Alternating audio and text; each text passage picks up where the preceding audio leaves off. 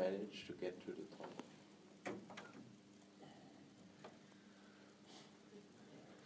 But I keep on trying. Good. I want to talk a bit about the theory of the swim stroke. As soon as you have a question, please tell me. If you don't understand my English, please tell me. I try to talk as simple as possible. So I would like to start with the beginning of the stroke, when the arm is in the front. So the arm should be in the front. If you have an imaginary line in front of your body, so the hand should be just in front of your head, at the surface of the water. And some people, when they have the arm in the front, they are way too deep in the water. And imagine it's an arrow, your arm, and you are so deep in the water, it will lead you deeper and deeper in the water. But I want you to stay at the surface of the water, because the higher you are, the less resistance you have in the water. So when your arm is in the front, try that it's as close as possible to the surface. It doesn't have to be on the surface, but not down here. And you see, if I follow my arm, I'm going to dive. But I want to swim. I want to stay up there. So when you start the stroke, what do you do? When I was younger, I was taught you do the S. You go out here, you come back, and then you do the stroke. This is old school. Because in former times they thought, okay, you take this water to pull, you take this water, but if you go out here, you push yourself here. When you come back, you push yourself here. But the only direction you want to go is straight. So pull yourself straight forward, and not here, here, and then there. You will have usually a little S in your stroke, but try to avoid to have this big S. And the aim should be, you come here to the front, and you pull under your body till the end, and then you go to the side. Don't pull here, and don't cross. Because if you pull here on the side, you have the leverage that you pull yourself over here. And when you cross, you see already that's not a healthy movement. It doesn't look good. And you can try here, push your hand away in this position, and push here. And here, you can put much more effort into the stroke. Here, you lose all your power. With the shoulder, you can't push your hand away. But here, you can push much more. So when you come, you should try, better from the side. I always say, imagine there's a wall. You grab behind the wall to maximize this against the water. And then, at this wall, you pull yourself forward. To reach this movement in the water, you will never ever reach. I tried now for 20 years. I get closer, but I know in this life I won't reach it. Maybe there are 5 to 10 swimmers worldwide. They can do this movement and then pull, but try to get as close as possible. Because a lot of people, they start this movement and then they pull their arm like this. And you see, you have hardly anything to pull against the water. But if you maximize this, you have much more to pull yourself forward. Can you show the other arm? Pardon? Can you show the other arm, the closest one? This arm? Yeah. Ah, okay. So, with this arm, if you maximize this, and you pull, you can put much more energy into the water. And if you look at the front, you stay under your body until you reach the hip, and then in the end you go to the side. So most of the time you're under your body, or the middle line side, in this area you should be. But don't go here, don't go here. So one thing, when you come here to the lowest point, you should have here hand, elbow, shoulder in one line. A lot of people come here, and it's getting hard now for the muscle to keep this movement. And when happens, subconscious tells you, it's too hard, I open. And so they start with the right movement, lose their elbow, and pull like this till the end. So you lose a lot to push against the water. So try to stay down here and go over this hardest point. This point down there, here, the leverage is the highest. And it's really hard for this muscle here to keep this resistance in the water. And in most of the cases, especially for beginners, when you come to this lowest point, usually you don't feel it. When you see it on the video and the film, you see that you lose this position. And there are three main mistakes that happens. You open the hand in this position. You don't feel it, but you do it. Like Kath, you've seen it in just one arm. The other arm was perfect, but this hand, the right, I think it was the right one, you just opened here a bit. So all the resistance is gone. Your subconscious is happy, and you can do your stroke, but you can't pull anymore. That's because all the surface of your hand is gone.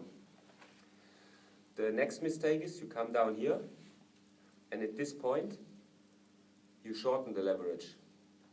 You go here. Within few centimeters, you lose all the leverage, because here it's easier than down here. But here you can put much more energy into your stroke than here. So try to stay down there. And this mistake is you, nearly every one of you. It's because it's difficult to keep the hand down there. And the third mistake is that you come here and you lose your elbow. This is easier again, this movement. But as you see, there's hardly anything again to pull you forward in the water. So when you come to the lowest point, try to focus that the hand is not opening, that you stay down there, that you don't go up, and that your elbow is not losing the position. So stay in this position and then go further. Questions to that? Yes. If I stretch forward, shall I like try to reach out as far as possible, like open the chest like this, the shoulder? And if your upper body is not moving too much, if you are a good swimmer, you come here and you can work with your shoulder a few centimeters more without moving your upper body. But some people think, okay, I'm here, I try to reach even further. And you see what happens with my hip? Then you start shaking your bum in the water. And here, you should keep everything quiet. Because some people of you, when I see them swimming on this 50-meter lane, you make 51 meters. And try to avoid to get any movement right and left. And you will get this movement, and the source is here, that you move too much your shoulders. These should only be from here, only like this. Don't try to make movements like this. As soon as you see my hip is going around. And you have other problems, so focus on them. Yeah, This is a high-end problem, you know, to get here 1 or 2 more centimeters. So for me it's not Don't worth worry about it. No. I always say you have a few problems, a big stone, a smaller stone, and dust. And this problem is dust. Okay. Try to get rid of these bigger and medium stones. And because maybe you felt it in swimming. Swimming, you need a lot of mental energy. And swimming is the sport where what is hardest for the brain, because you have to handle over 1 million informations each second. Because you change elements, you are from water, air, different temperatures, you have to think about the arm, elbow, shoulder, head, inside, outside water, legs, core. This is so much for the brain. Running is easy, cycling is easy, other sports are easy, but swimming for the brain is really hard. And maybe if you concentrate on it, if you go 1 hour swimming, you are mentally more exhausted than going for a 1 hour run. And especially for me, when I have a really long swim session for maybe 5-6 kilometers afterwards, if I want to read something where you have to focus, forget it. I can't. If I go 1.5 hours running, it's quite easy, but after the swim, your brain is empty because you have to focus on so many things and you have to handle so many informations. Good. Now, with the stroke, we come here to the end. Most of you have here a little mistake, down here, bigger mistakes. This is nearly perfect in everyone's stroke, and now a big mess is starting. Because you come here, some of you twist the hand and try to push like this, but imagine, can you push like this? There's nothing to push away. So keep the hand in the right position.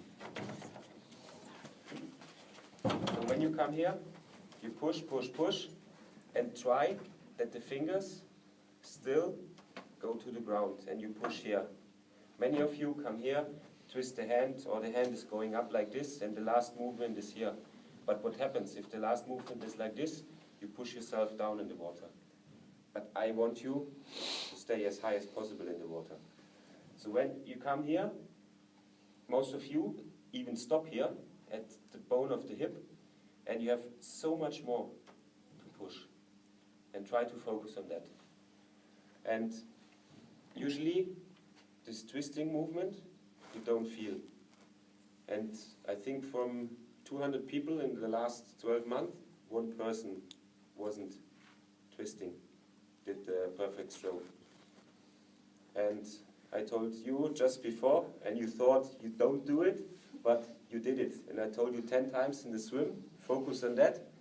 You thought you do it right now, but still you are twisting. And you learn it the best when you see it on the video, on the analyze, that you have this mistake, this mistake, this mistake. Then you see, okay, I have it. And then the next time when you go in the water, oh yes, here I did a mistake. And then you learn the most. So when you come to the end of the stroke, push as long as possible, with the finger direction still down there. When you leave the water, you should be aware that your shoulder is outside of the water, the elbow is high, and you should try to get into the water as, how do you say, latest as possible? Yeah, so very late. Because when you come, or when the shoulder is too deep in the water, sometimes you see people swimming like this with the arm over the water. In a race, in a pool it's not so bad because alone, but in a race there are other people around you, you hit this person with your hand on the head, you hit this person, you hit this person.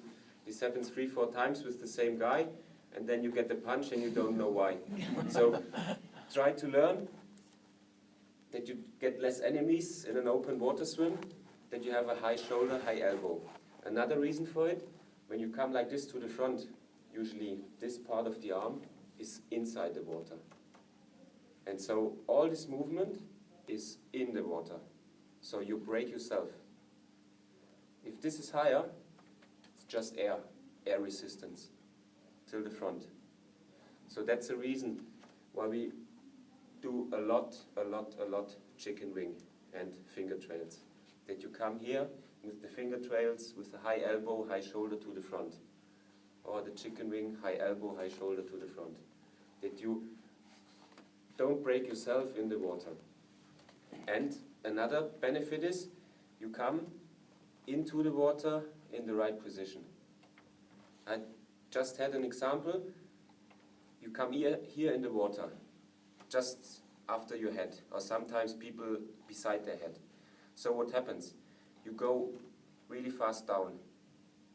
because with this angle of the arm, the hand, elbow, everything, you don't have a chance to enter the water and stay at the surface to get to the front. No way, you go down. You go into the water and you see this arm, you move to the front completely against your swim direction, so you break yourself again. So the longer you are over the water, it's just air resistance, air, air, air. Now you touch the water.